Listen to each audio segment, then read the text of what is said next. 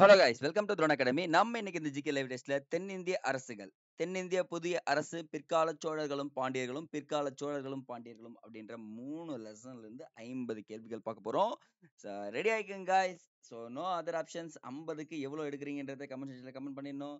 So லைவை ஃபர்ஸ்ட்ல இருந்து என்ன பண்ணோம், கடைசி வரைக்கும் என்ன பண்ணோம், அட்டன் பண்ணோம். அப்பதான் எக்ஸ்ட்ரா இன்ஃபர்மேஷன் தெரிஞ்சுக்கலாம். இப்போ எக்ஸாம் வர்றதுக்கு இந்த கொஷின்ஸ் ரிஃப்ளெக்ட் ஆகிறதுக்கு நிறையவே வாய்ப்பு இருக்கு. ஸ்டார்ட் பண்ணிடலாம்னா ஒரு தம்ஸ் அப் போட்டு வந்துருங்க பார்க்கலாம். குட் ஈவினிங், வணக்கம். வாங்க. ஸோ உங்களுக்கான முதல் கேள்வி, காஞ்சிபுரத்தில் உள்ள வைகுண்ட பெருமாள் கோவில் கீழ்கண்ட எந்த பாணியில் கட்டப்பட்டுள்ளது?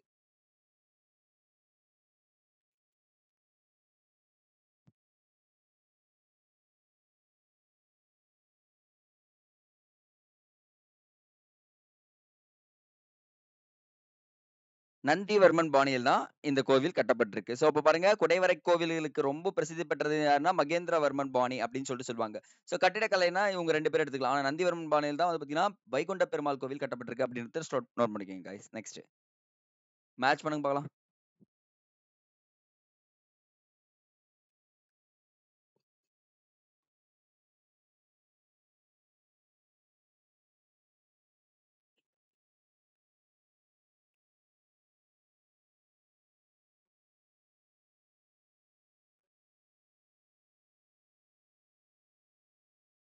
ஸோ வதாபி குகை கல்வெட்டு கோவில் 2ஆம் புலிகேசி கட்டினது. கைலாசநாதர் கோவில் காஞ்சிபுரத்துல இருக்கு. சரிங்களா? அப்புறம் விருபாட்சி கோவில் பட்டடக்கல்ல இருக்குங்க. ஐகோல் கல்வெட்டு வந்து பாத்தீங்கன்னா அந்த ஹைகோல் மங்களேசன் பற்றியும் அந்த 2ஆம் புலிகேசி கூறியிருப்பாருங்க. ஸோ இது பாத்தீங்கன்னா 4ங்க. அப்ப ஆன்சர் பாருங்க guys தெளிவா.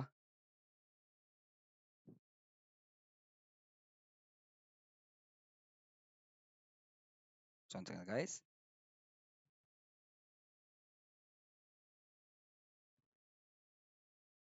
ஓகே guys, சின்ன எரர். ஐகோல் தான் வந்து பாத்தீங்கன்னா இது வரும். இது ஃபுல்லா அடிச்சிருங்களேன். நான் சொல்ற மாதிரி எழுதலாமா? பாருங்க, வதாபி குகை கல்வெட்டு வந்து பாத்தீங்கன்னா மங்களேசன் தான் வதாபி கன்ஃபார்ம். கைலாசநாதர் கோவில் காஞ்சி 2. அப்போ 1, 3 ஆன்சர் இங்கேயே வந்துடுது. பட் ஆனா விருப்பாட்சி கோவில் கல்வெட்டு வந்து பாத்தீங்கன்னா பட்டடக்கல். ஹைகோல் கல்வெட்டு வந்து பாத்தீங்கன்னா 2ஆம் புலிகேசி அப்படின்னு சொல்லிட்டு வருவாங்க. அந்த ஹைகோல்னாலே உங்களுக்கு யார் வரணும், 2ஆம் புலிகேசி வரணும். அப்போ ஆன்சர் வந்து பாத்தீங்கன்னா ஏ தான் சரியான பதில் அப்படின்றத தெளிவுபடுத்திடுறேன். ஓகேங்களா? நெக்ஸ்ட், சோழ அரசரின் நிர்வாக பிரிவுகளை இறங்கு வரிசைப்படுத்துக.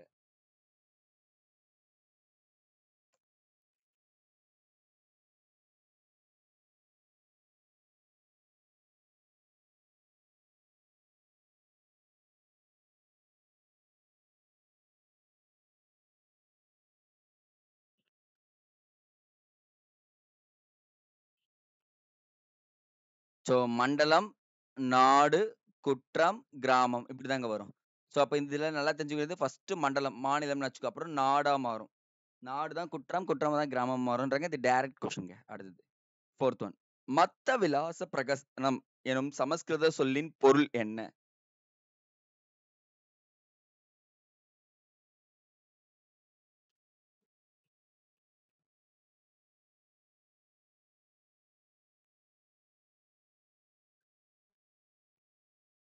குடிகாரர்களின் மகிழ்ச்சி அப்படின்னு சொல்லிட்டு முடிக்கிறோம். நெக்ஸ்ட், முதலாம் ராஜேந்திர சோழனுக்கு வழங்கப்பட்ட பட்டங்களுள் சரியானது எது? இது ஸ்டோரியா சொல்றேன். ராஜேந்திர சோழன்,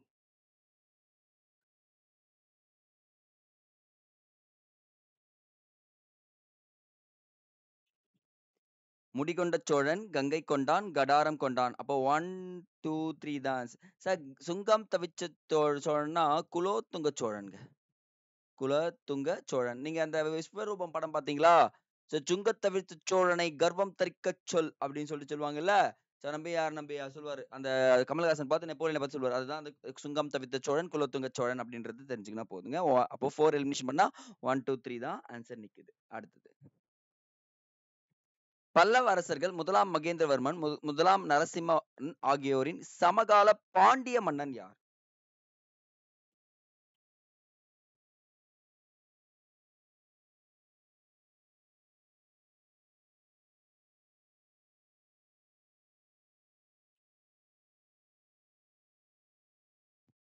அரிகேசரி மாரவர்மன் அவர் தான் சொல்லுவாங்க. சோ கூற்று மற்றும் கூற்று 2 படிங்க.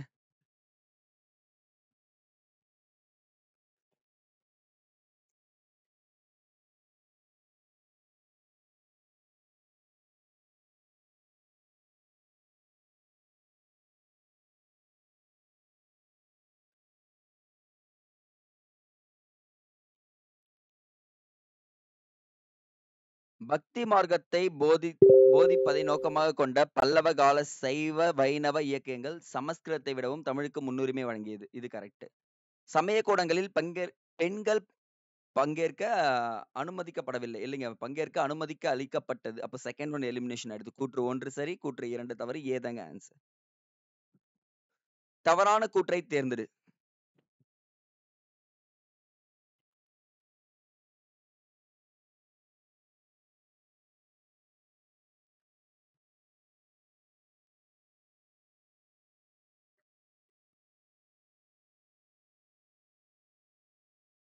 இந்த மாதிரி கொஸ்டின் வரப்போ எக்ஸ்ட்ரா இன்ஃபர்மேஷன் எடுத்துக்குங்க. இது ஒன்லைனரா கேட்கறதுக்கும் வாய்ப்பு இருக்கு.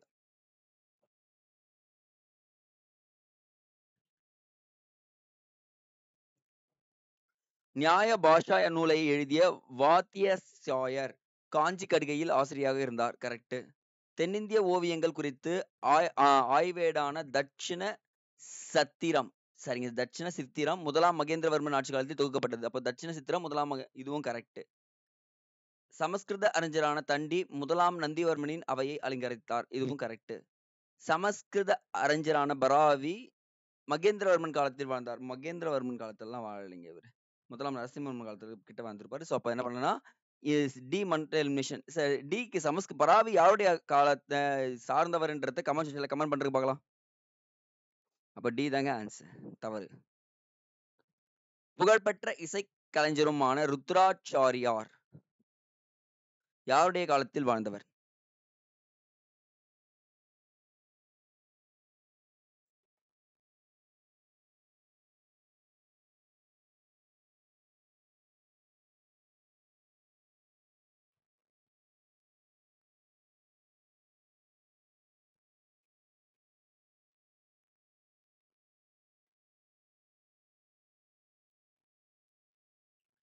முதலாம் மகேந்திரவர்மன் காலத்தில் வாழ்ந்தவர் தான் ருத்ராச்சாரியார். நெக்ஸ்ட்ங்க.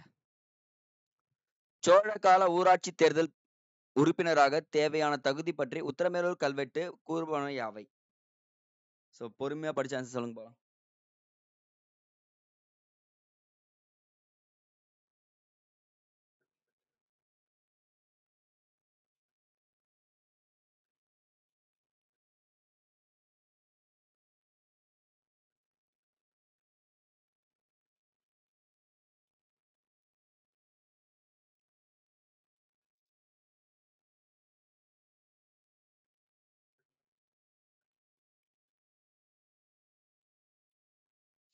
ஆண்கள் மட்டுமே தேர்தலில் போட்டியிட முடியும். இது கரெக்ட்டுங்க. 35 வயதுக்கும் மேலும் 25 வயதுக்கு கீழும் உள்ளவராக இருக்க வேண்டும்.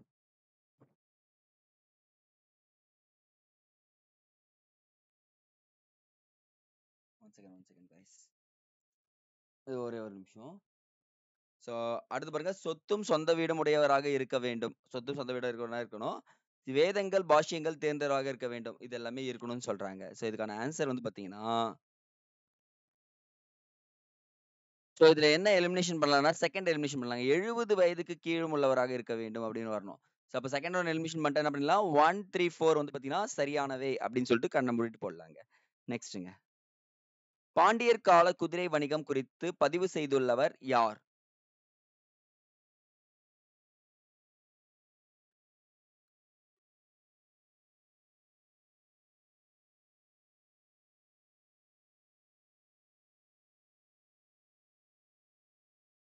வாசப் அப்படின்றவர் தாங்க சொல்லியிருப்பாரு. அடுத்தது பொறுமையா படிச்ச ஆன்சர் சொல்லுங்க.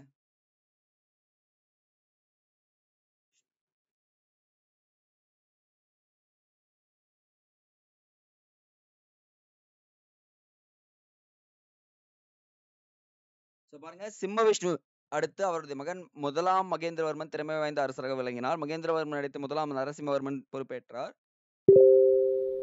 கடைசி பல்லவ அரசர் அபராஜித்தன். கடைசி பல்லவ அரசன் அபராஜித்தன் அப்படின்றதும் கரெக்ட் தாங்க. அப்போ ஆன்சர் வந்து பாத்தீங்கன்னா அனைத்தும் சரிதான் வருது. மகேந்திரவர்மன் கூற்றுகளில் தவறானதை தேர்ந்தெடு. தண்ணி குடிச்சு.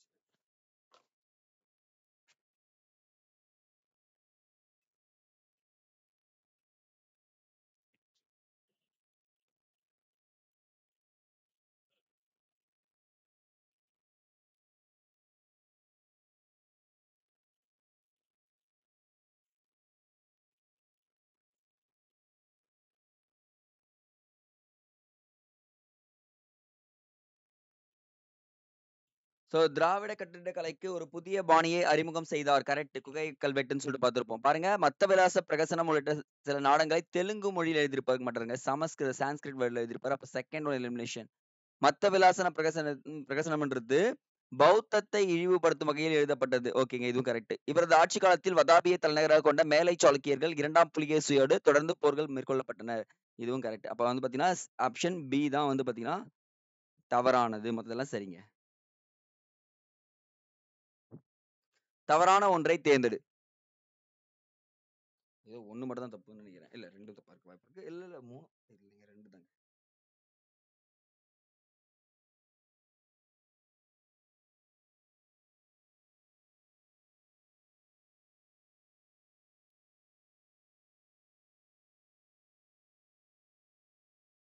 ஓவியங்களில் சாளுக்கியர்கள் வாகடாகர் பாணியை பின்பற்றினர். வாகடாக பாணி அப்படின்னு சொல்லக்கூடியது. அஜந்தா குகைகளில் காணப்படும் சில சுவரோவியங்கள் சாளுக்கியர் காலத்தை சேர்ந்தவை. கரெக்ட். பாரசீக தூதுக்குழுவை முதலாம் புலிகேசி வரவேற்பது கிடையாதுங்க. 2ஆம் புலிகேசி வரும். ஸோ அப்ப இது தூக்கிட்டீங்கன்னா என்ன வந்துரும்? 3 மட்டும்தான் ஆன்சரா இருக்குங்க. தவறு. மீதியெல்லாம் சரிங்க. அடுத்து 15th கொஸ்டின்ஸ். பட்டடக்கல் குறித்த கூற்றுகளில் தவறானதை தேர்ந்தெடு.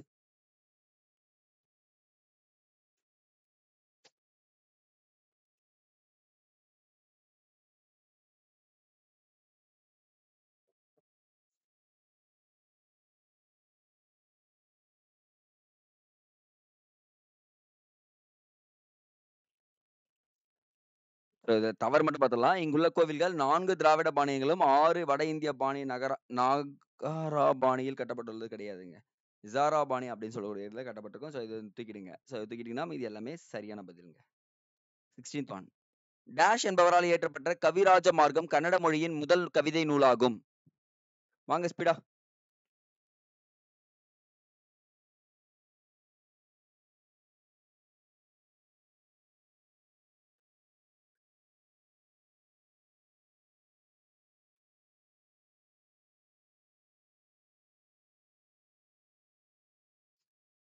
ஸோ கவிராஜ மார்க்கம் கன்னட மொழியின் முதல் கவிதை நூலை எழுதியவர் யாருன்னா அமோக வர்ஷர் அப்படின்றத ஞாபகம் வச்சுக்கோங்க.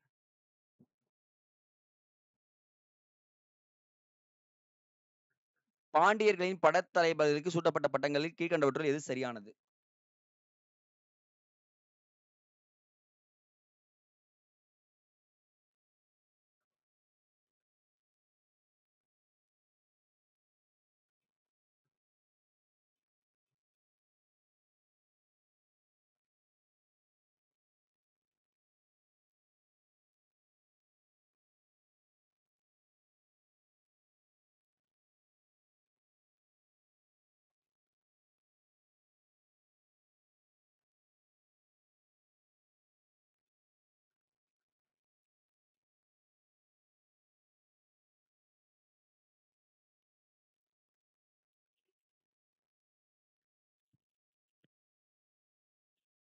ஸோ இவங்க பள்ளிவேலன், பரந்தக பள்ளிவேலன், மாறன் அதிதன், தென்னவன் தமிழ்வேல் அப்படின்னு சொல்லுவாங்க. கடிசன்ன்றது கிடையாது. அப்போ 1, 2, 3, 4 அப்படின்றது ஆன்சர் சி தாங்க ரைட். 18வது. முதல் சமண தீர்த்தங்கரான ரிஷபதேவரின் வாழ்க்கையை சித்தரிக்கும் நூல்.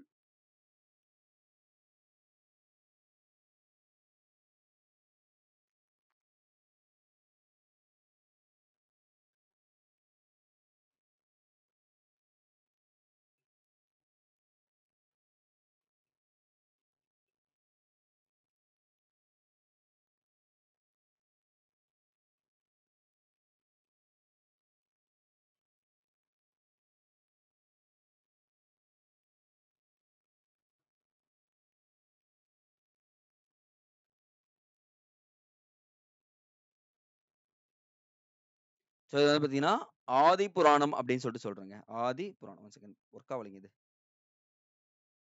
பாண்டிய நாட்டின் அரசியல் பிரிவுகளில் சரியான வரிசையில் அமைந்துள்ளதை தேர்ந்தெடு.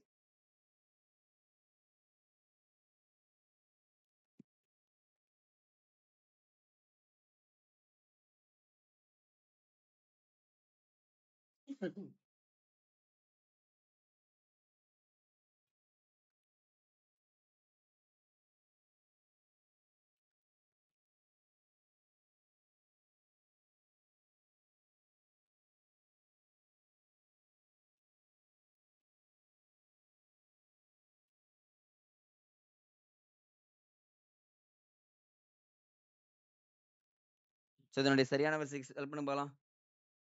வளநாடு, நாடு, குற்றம், மங்கலம், நாடு, ஊர். வளநாடு, நாடு, குற்றம், மங்கலம், நகரம், ஊர், குடி. அப்ப வந்து பார்த்தீங்கன்னா, ஏ தாங்க ஆன்சர். திருவரங்கம் கோவிலில் அரச பட்டம் சூட்டிக் கொண்ட பாண்டிய மன்னன் யார்?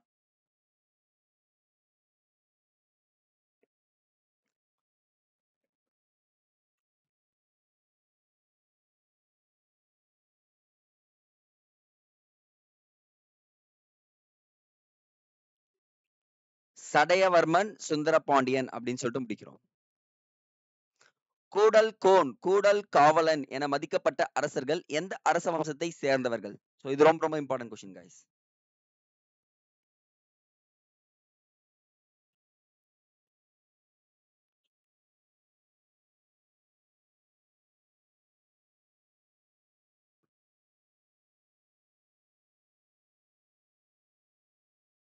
ஸோ பாண்டியன் நாட்டுடைய வம்சத்தை சேர்ந்ததுதான் கூடல் கோன், கூடல் காவலன் அப்படின்னு சொல்லிட்டு சொல்லுவாங்க. தவறான கூற்றை தேர்ந்தெடு.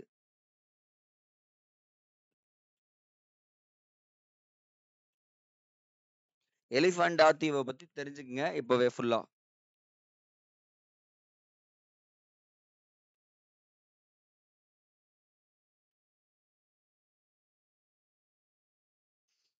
எலிஃபெண்டா தீவின் இயற்பெயர் ஸ்ரீபுரி. எலிஃபெண்டா மும்பைக்கு அருகில் உள்ள ஒரு தீவு.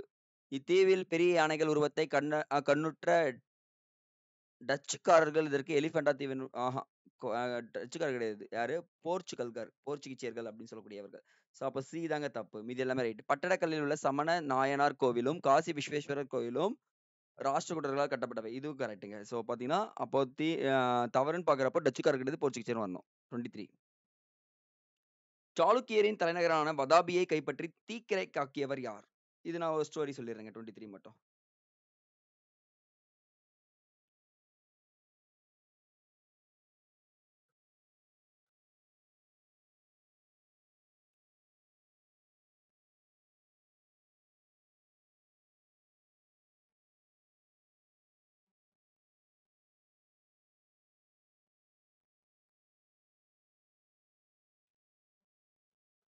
முதலாம் ராஜசிம்மன் இந்த மங்கள இரண்டாம் புலிகேசிக்கும் இவருக்கும் அடிக்கடிக்க சண்டை நடந்துட்டே இருக்குமாங்க.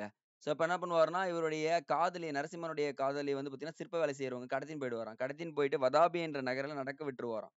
"தெருவுல நடந்து போப்பா மகளே" அப்படின்னு சொல்லிட்டு. தெருவுல நடந்து போறப்போ, அவங்க சிவகாமின்றவங்க அவங்க பேரு. சிவகாமி என்ன பண்ணுவாங்கன்னா, சபதம் எடுப்பாங்களாம். "என் தலைவன் வருவான், உன் வதாபியை தீக்கிரைக்கு ஆக்குவான்" அப்படின்னு சொல்லிட்டு. ஸோ அதனால என்ன பண்ணுவாருன்னா, நரசிம்மவர்மன் வந்து வதாபியை தீக்கிரையாக்கி கைப்பற்றி 2ஆம் புலிகேசிய தோற்கடிப்பார். இதுதான் வதாபி கொண்டான்னு சொல்லிட்டு பேர் வருங்க. ஸோ அப்ப பார்த்தீங்கன்னா, முதலாம் நரசிம்மன்ன்றத தெரிஞ்சுக்கிட்டா போதும். கீழ்காணும் கூற்றுகளை படித்து ஆன்சர் சொல்லுங்க பார்க்கலாம்.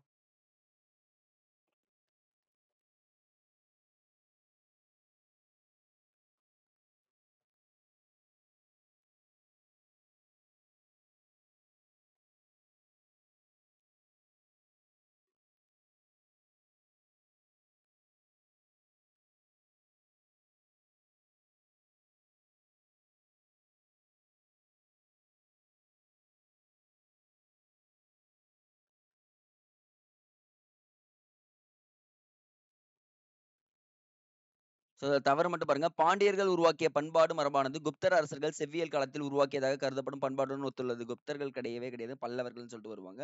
ஸோ அப்போ என்ன பண்ணலாம்னா, இதை நீங்க எலிமினேஷன் பண்றீங்க. 1 and 2 ரைட்டுங்க. அப்ப ஆப்ஷன் 1 and 2 தான் சரி. திருநெல்வேலி மாவட்டம் மானூர் கண்டெடுக்கப்பட்ட பாண்டியர் கால கல்வெட்டுகளில் பின்வருவனவற்றுள் எது தொடர்பான செய்திகளை கொண்டுள்ளது? ஸோ அப்போ மானூரில் கண்டெடுக்கப்பட்ட கல்வெட்டு பாண்டியர்கள். அப்ப மானூர்ல என்ன கல்வெட்டு இருக்குன்னா, பாண்டியர்களுடைய கல்வெட்டு இருக்கு. 2 இன்ஃபர்மேஷன். ஸோ இந்த இடத்துல என்ன காணப்படுதுன்னா, கிராம நிர்வாகம் பற்றி கூறப்படுகிறதுங்க. That's enough. 26 கீழ்காணும் கூற்றுகளில் சரியானது படிங்க, ஆன்சர் பண்ணுங்க.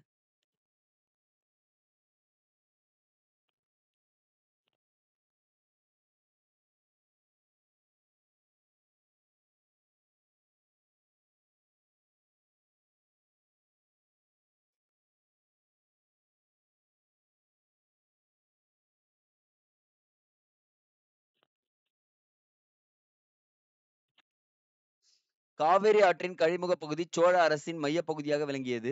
சோழ அரசின் மரபின் கீழ் இருந்த ஆட்சி பகுதி சோநாடு என எண்ணப்பட்டது. சோழ மண்டலம் என்ற சொல் ஐரோப்பியர் நாவில் கோர மண்டலம் என திரிப்படைந்தது. ஓகே.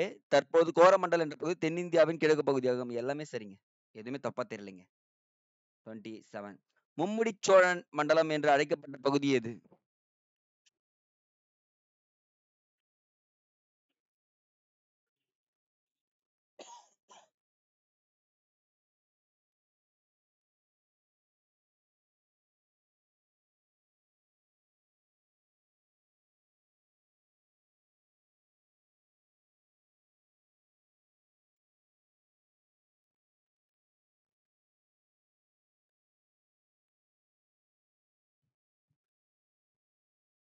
மும்முடி சோழ மண்டலம் என்று அழைக்கப்பட்ட பகுதி இலங்கையில் உள்ள வடபகுதிங்க. சார் என்னங்க சார் இந்த பகுதியை சொல்றீங்க பார்த்தீங்கன்னு வச்சுக்கோங்களேன். அப்ப தமிழ்நாடு இப்படி இருக்கும். ஓகேங்களா? பறந்து இருந்து இருக்கும். அப்ப இலங்கை இங்க இருக்கும்னு வச்சுக்கோங்களேன். இந்த வடபகுதி இங்கிருந்து சோழர்கள் புறப்பட்டு பாண்டியர்களை தோற்கடிப்பாங்க. அது முதல் முடி. 2வது முடியான சேரர்களை தோற்கடிப்பாங்க. இது 2ஆம் முடி. இங்கிருந்து தப்பிச்சு போனவர்கள் என்ன பண்ணுவாங்கன்னா, இங்க போய் சேர்ந்துருவாங்க பாண்டியர்கள். ஸோ அப்ப என்ன பண்ணா 3வது ஒரு முடியை தோற்கடிப்பார். அதான் மும்முடின்னு சொல்லக்கூடியது. ஸோ அப்ப இலங்கையில தோற்கடிக்கிறார். அதான் இலங்கையின் வடக்கு பகுதின்னு சொல்லாம பாருங்க. இதுதான் இது சொல்றாங்கப்பா. நெக்ஸ்ட். படிங்க ஆன்சர் சொல்லுங்க. நான் கிளாரிஃபிகேஷன் குடுத்துறேன்.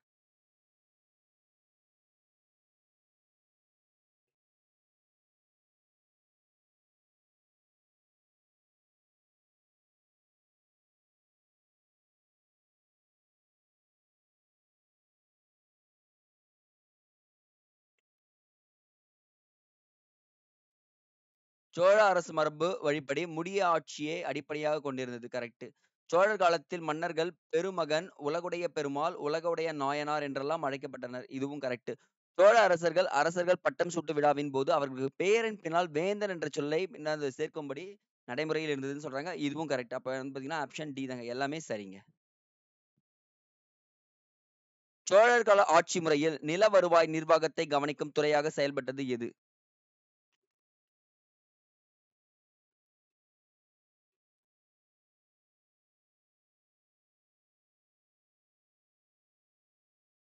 ஸோ ஒவ்வொன்னுத்துக்கும் ஒவ்வொரு டிபார்ட்மெண்ட் இருக்குல்ல அந்த மாதிரி.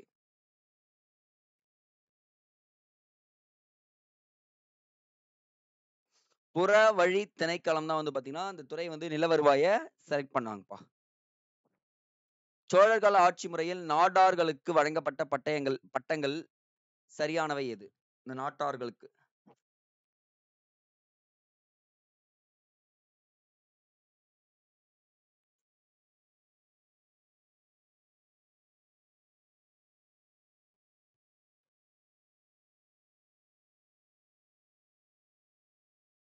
ஆசுடையான், கிழவன், அரையான், நாட்டு வையன் கிடையாது. அப்போ 1 2 3 தாங்க. அப்ப ஆன்சர் மட்டும் ஏ தாங்க சரி. மீதி எல்லாமே தப்புங்க. ஓகேங்க. வதாபியில் உள்ள விஷ்ணு கோவில் சாளுக்கிய வம்சத்தை சேர்ந்த டேஷ் என்பவரால் கட்டப்பட்டது. சாரிங்க.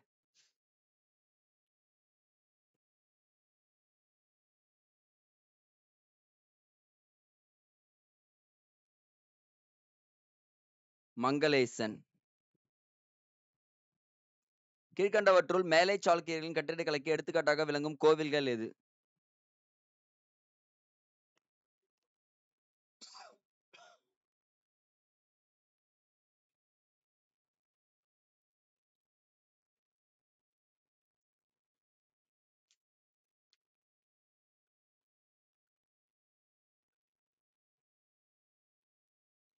மேலை சாளுக்கியர்கள், கீழே சாளுக்கியர்கள், கல்யாணி சாளுக்கியர்கள்னு சாளுக்கியர்கள 3ஆ பிரிப்பாங்க. லக்கண்டி, அப்புறம் வந்து பார்த்தீங்கன்னா, குருவெட்டி, மல்லிகார்ஜுனா கோவிலும், லக்கண்டியில காசி விஸ்வேஸ்வரர் கோவிலும் மேலை சாளுக்கியர்களது. இந்த இடக்கி, பகலி அப்படின்றது கீழை சாளுக்கியர், கல்யாணி சாளுக்கியர்கள்ல வருவாங்க. ஸோ அப்போ 1 அண்ட் 2 மட்டும் தான் சரியானது அப்படின்றது சொல்றோம். சோழ அரசின் எல்லையை துங்கபத்ரா ஆறு வரை விரிவுபடுத்தியவர் யார்?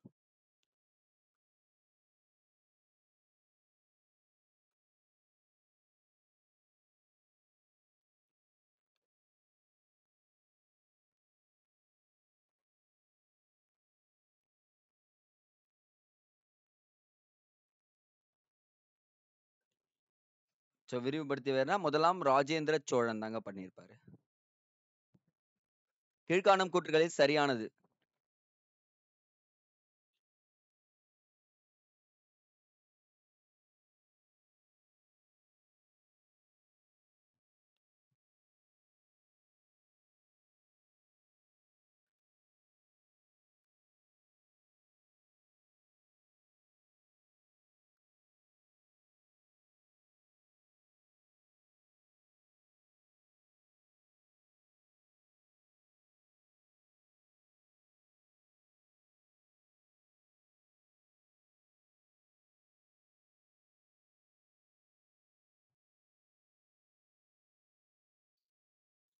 முதலாம் ராஜராஜன் அவரது கட்டுப்பாட்டின் கீழ் இருந்த பகுதிகள் எல்லாம் மண்டலங்களாக ஒன்றிணைத்து ஒவ்வொரு மண்டலத்திலும் ஒரு ஆளுநரை நியமித்தார். கரெக்ட். இளங்கோவேளிர், இறகுவேளிர், மழவர்கள், பாணர்கள் போன்ற சிற்றரசர்கள் தங்கள் ஆட்சி செய்த முக்கியத்துவம் குறைந்த பகுதிகள் பின்னர் மென் அரசுடன் குறைந்துடன் சொல்லிட்டு அரசுடன் இணைந்து கொண்டனர்னு சொல்லி கொடுத்துருக்காங்க. அப்படிலாம் இணையவே இல்லைங்க.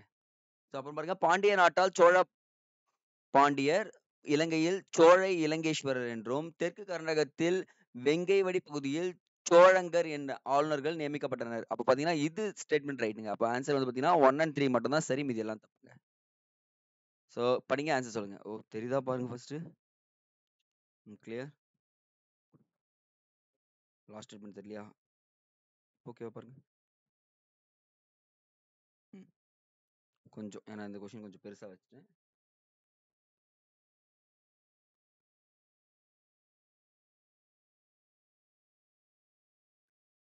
ஓ sorry guys, that's my mistake. அப்படியே என்ன பண்ணிட்டு இருக்கேன், அடுத்த கொஸ்டினாவே இது வச்சுட்டு இருக்கேன்.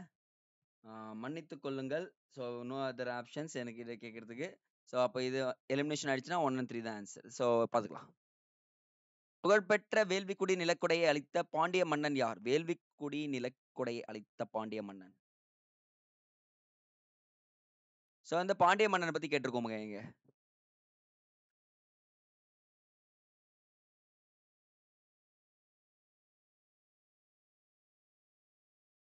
ரொம்ப ரொம்ப இம்பார்ட்டன்ட். பரந்தக நெடுஞ்செழியன் தான் கொடுத்துருப்பாருங்க.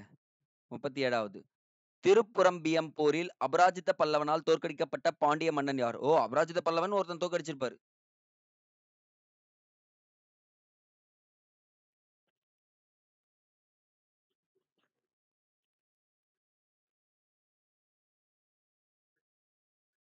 இரண்டாம் வர்குணன் அப்படின்னு சொல்லிட்டு முடிச்சிடலாங்க இவரை.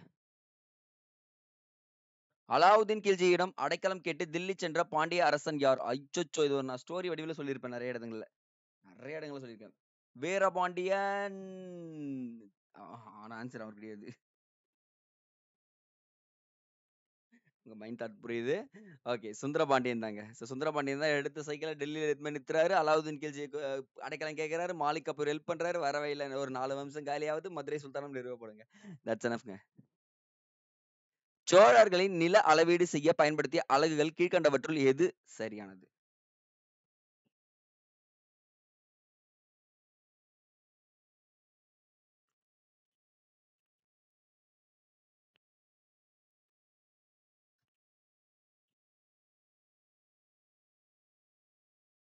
சோ குழி, மா, வெளி, பட்டி, பாடகம், சதுரம் என்றதை பயன்படுத்தல. அப்போ 1, 2, 3 தான் ஆன்சர் சரிங்க. வாங்க இன்னும் 10 கொஸ்டின் தான். செம்பியன், வானவன், தென்னவன் போன்ற பட்டங்கள் எந்த மரபை சேர்ந்த அரசர்கள் சுட்டி கொண்டனர்?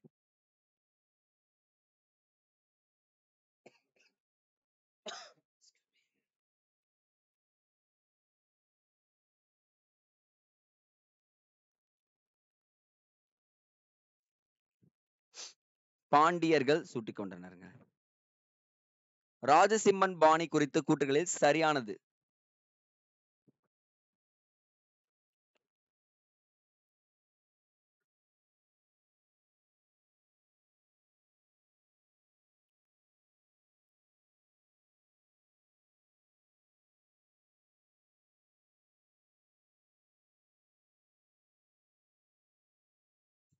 காஞ்சிபுரத்தில் உள்ள கைலாசநாதர் கோவில் கட்டுமான கோவில் வந்து பாத்தீங்கன்னா சிறந்த எடுத்துக்காட்டுங்க. எதுக்கு? ராஜசிம்மன் பாணிக்கு. இக்கோவில் மிருதுவான மணற்கற்களால் கட்டப்பட்டவையாகும். கைலாசநாதர் கோவில் ராஜசிம்மேஸ்வரம் என்றும் அழைக்கப்படுகிறது. அப்போ அனைத்து கூற்றுகளும் சரியானது. 42. எந்த சோழ அரசருக்கு கிடைத்த வெற்றியின் நினைவாக கங்கை கொண்ட சோழபுரம் கோவில் கட்டப்பட்டது?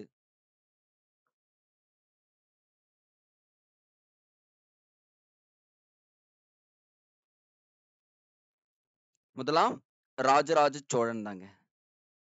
சோழர் காலத்தில் படைத்தளபதிகள் எவ்வாறு அழைக்கப்பட்டனர்? அவங்க சுட்டி கொண்ட பட்டங்கள் வேற, படைத்தளபதிகள் எவ்வாறு அழைக்கப்பட்டனர்?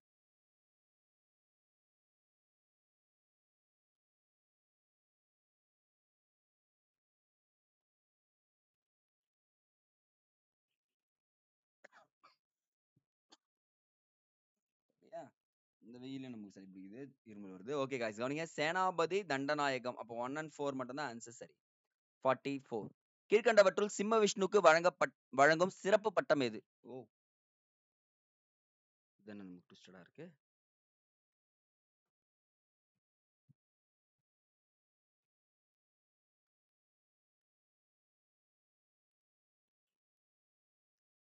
சோ குணபாரன், ராஜசிம்மன், மாமல்லன்லாம் வர அவனி சிம்மர் மட்டும் தான் வரும். அப்ப ஆப்ஷன் டி இதுங்க. 45. தவறான கூற்றை தேர்ந்தெடு. தவறு மட்டும் என்னன்னு சொல்லிடுறேன் வாங்க.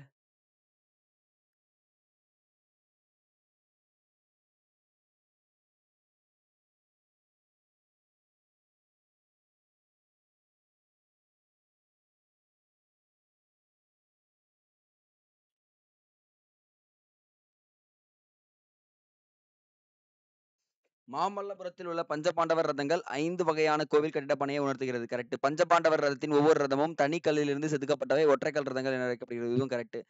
2வது இடத்தில் உள்ளது கிடையாது. உலகின் மிகப்பெரிய செதுக்கப்பட்ட திறந்தவெளி சிற்பங்கள் முதல் இடத்துல இருக்கு. ஃபர்ஸ்ட் பிளேஸ்ல. அப்ப என்ன பண்ணலாம்னா இது தூக்கிடலாங்க. அப்ப ஆப்ஷன் சி தான் தப்பு. மீதி எல்லாமே ரைட்டுங்க. 46. சோழர் கால நில வருவாய் குறித்த கூற்றுகளில் எது சரியானது? இது இம்பார்ட்டன்ட்ங்க.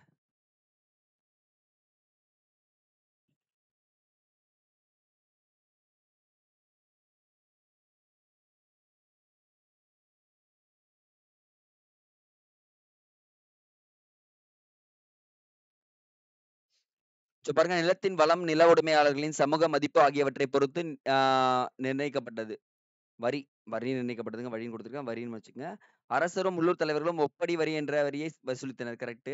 பிராமணர்களுக்கு கோயிலுக்கு வரி செலுத்துவதிலிருந்து விலக்கு அளிக்கப்படவில்லை. அளிக்கப்பட்டது. அப்போ தேர்ட் ஒன் எலிமினேஷன் 1 and 2 மட்டும் தான் சரி. 47. சோழர் கால பாசன முறையின் வாய்க்கால் என்பது கீழ்கண்டவற்றுள் எதனை குறிக்கிறது?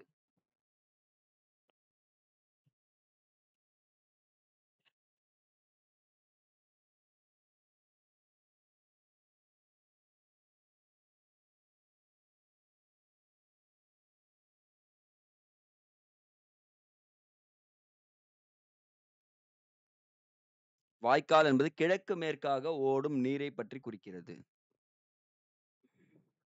சைவ சமய நூல்களை மீட்டெடுத்து திருமுறை எனும் பெயரில் தொகுத்து வரிசைப்படுத்தியவர் யார்?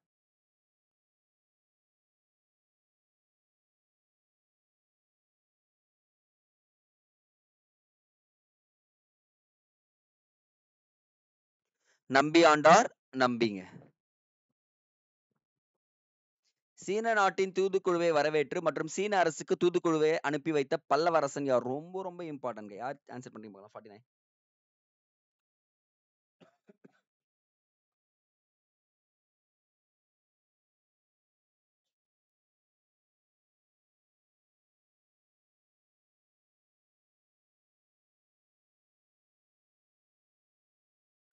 இரண்டாம் நரசிம்மவர்மன்க. 50வது கேள்வி. சோழ அரசின் காணிக்கடன் என்று அழைக்கப்பட்ட வரி எது? காணிக்கடன் என்று அழைக்கப்பட்ட வரி. இதுவும் ரொம்ப ரொம்ப இம்பார்ட்டன்ட் गाइस.